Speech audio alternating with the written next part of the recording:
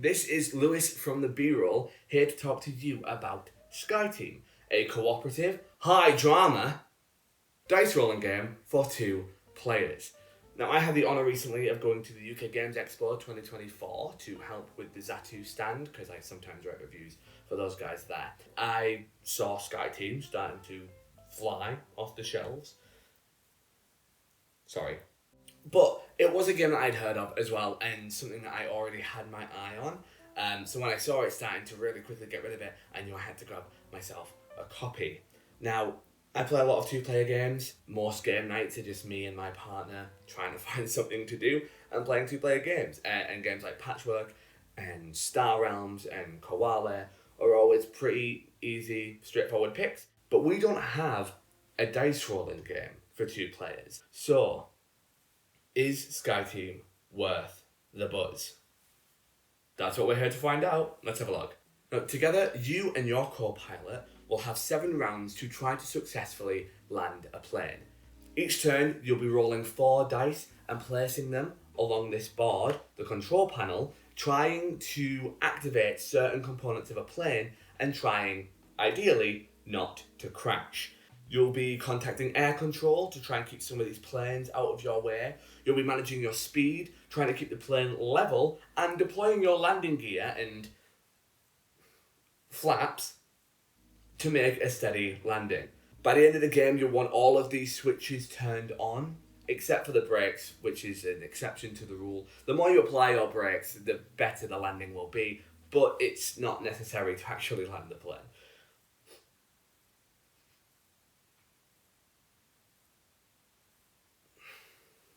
Anyway, let's take a closer look at our control panel and how to navigate it. So, the pilot and co-pilot have different responsibilities.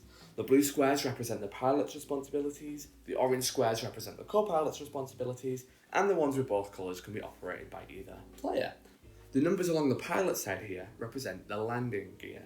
To activate a switch on the landing gear, we will take a die that has a value that matches that in a square, and we'll place it in the square and turn it on there so that it shows green.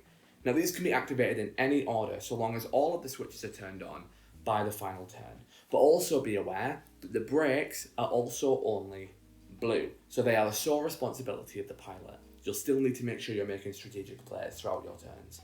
The co-pilot will be responsible for the plane's flaps. Is there really not a better word for that? What, you got a problem with flaps? No? I'm an ally? What?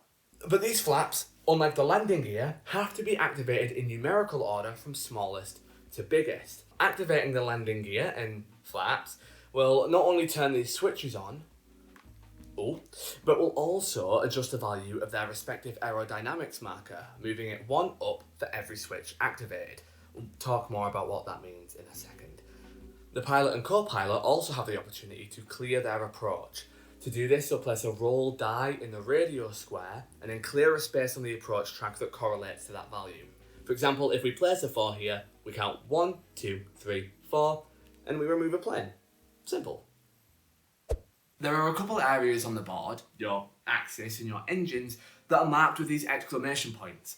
These are your mandatory actions, and they must be taken every round by both players.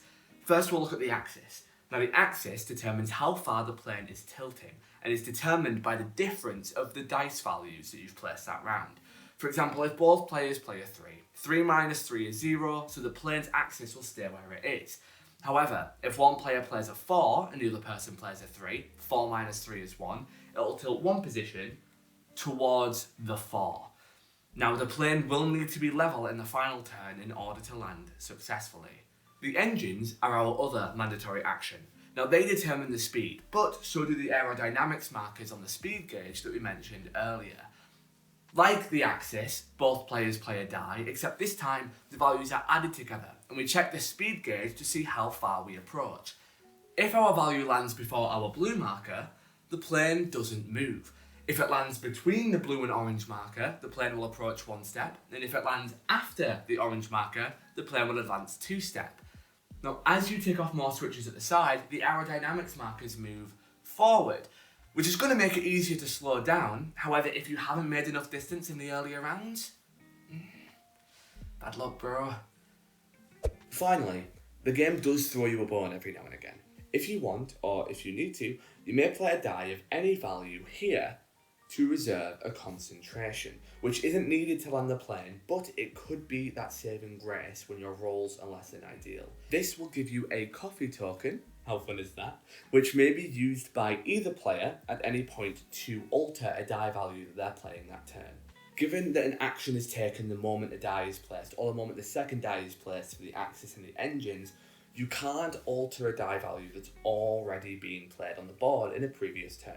Only the value that you're placing that turn. The game also offers you the option to re-roll every now and again, which can be activated by either player, but it allows both players to re-roll as many dice as they want that turn. I mean, these are great to have handy in a pinch, but keep in mind, 2 of your 4 actions every turn are already spent on mandatory actions. So if you still need to clear your approach, or you have switches that you still need to turn on, you only get so many attempts. Are you really going to waste that on airplane coffee? Just saying. Sky Team is all about placing the right die in the right place at the right time. So, communication is key. Wait. You don't think pilots actually speak to each other in real life, right? No, talking to people is way harder than flying a plane. Trust me, I've played this quite a few times now, and I'm basically a certified pilot, okay? So... Sorry, can you smell that? No. Weird. But yeah, no, sorry. You can't talk to the other player during the round, but you can discuss strategy between the rounds. We need to advance more, or we need to make sure that we get this landing gear sorted, or we need to make sure that this approach is cleared so that we can move. You can't discuss dice values though, or where to place certain dice. On first look at this game, there seems like a lot to do, and it feels like everything's out to get you. Because it is, you haven't cleared your approach in time? Boom. You overshoot the airport? Boom. You barrel roll the bastard? Boom. And that's just the rule of 3. There's like 5 other things in the base game that can kill you. But it's actually a lot better than you'd think. 7 rounds actually feels quite substantial, and what feels like a lot of tasks and responsibilities to manage is actually way more manageable than you'd expect at first glance. Now that's not to say that it's easy, because it's not. But that's where the tension and excitement of Sky Team comes in. It's hoping that you're lucky enough with your dice rolls that you can do everything you need to do this round. It's hoping that the play you're about to make is as strategic as you think it is, but the other player might not be on the same wavelength as you. It's hoping that the other player has actually remembered to do the mandatory action this turn. No, it's right!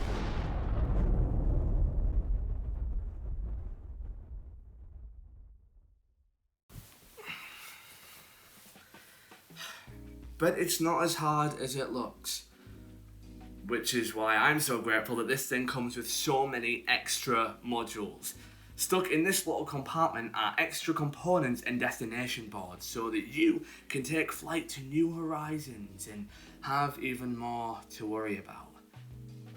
You know how when you take on a minimum wage job and you think, hey, this isn't so bad, but then after a couple of weeks they start to give you more and more jobs to do, but they don't give you any more money for doing them, and you start to hate everything that you liked about the job, and every day becomes a struggle. So this is like that, but fun. Now these extra modules introduce things like the traffic die, which is going to put more planes in your approach and in your way. An intern that needs fully training before you land the plane. Wind to blow you off kilter. Kerosene leaks. Special abilities. A countdown timer. I mean, this thing is packed with extra content to bring you coming back for more games. And it forces you to abandon old strategies and form new ones. The game without these extra modules, that's just training. It's baby steps. From here, they have built-in levels that are colour-coded for difficulty. They tell you which modules to use, and they come with their own approach trackers, which means you might be having to go further than you did before, or you'll have to slow your approach sooner. Now, in all honesty, I haven't played past a green level, but to be fair, having one or two extra things to think about without any extra rounds or extra dice, it's hard. But Sky Team is absolutely worth the buzz. Does that have the same emphasis as a shut up and sit down recommends? I don't know. It might one day. A B-roll banger? No, that's stupid. It doesn't matter. What matters is that this game is brilliant. As of recording this, it's just been nominated for the 2024 Spiel des Jahres, so I'm clearly not the only person having a good time with it. And it's perfect for date nights or to play with your only friend. One that you can chuck on the table and you're soaring, flying. There's not a star in heaven that we can't reach. The game is £30, which I get can be a turn off for a lot of people for a 2-player game. I'm someone who always has to look at value, and that looks expensive from the get-go. But for a 2-player game, the replayability is enormous. And the components aren't just these crappy little cardboard pop-outs, they're these satisfying wooden tokens. I mean, this plain token is so cute. And so is this coffee marker. I mean, it's these small but considerate details that just really bring everything together and really make the theme work, and everything plays so well to the theme in this game. It's not just another game where they chuck a zombie on it and expect it to sell. And that's not a dig. I love a good zombie game, but let's be real, there's a lot of them out there. This is a game where the theming and the mechanics marry together in such a beautiful way. You'll literally sit there stressing out, trying not to crash this metal bird. I mean, it's silly things like managing your kerosene levels and... Kerosene! That's what that smell is! It's kerosene!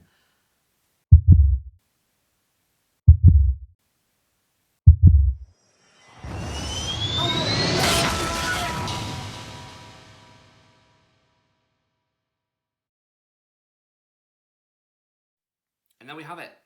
Video 1 done.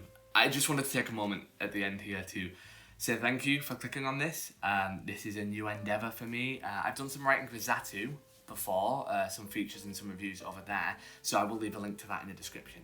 But I thought I'd try doing some video content, and if this is the kind of thing that you enjoy, then stick around, because hopefully I'll be doing some more.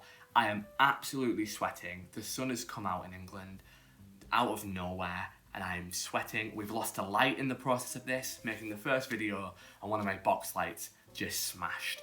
So it's been a journey to make this video, but I'm grateful that you sat through it, and yeah, I'm hoping to make more. So if there's anyone out there who is a board game publisher, get in touch. Or if anyone makes board game tables, because you know where I was like laid down on the floor there? That's where I play my board games. So if anyone has anything they want to send me, please do get in touch. I'd be very appreciative of that. And of course, I'll make a video review and whatever of it as well. Thank you so much. My socials will be in the description. You can find the game, a link to the game in the description as well. And hopefully, you stick around. So yeah, thank you. Thank you so much. See you next time.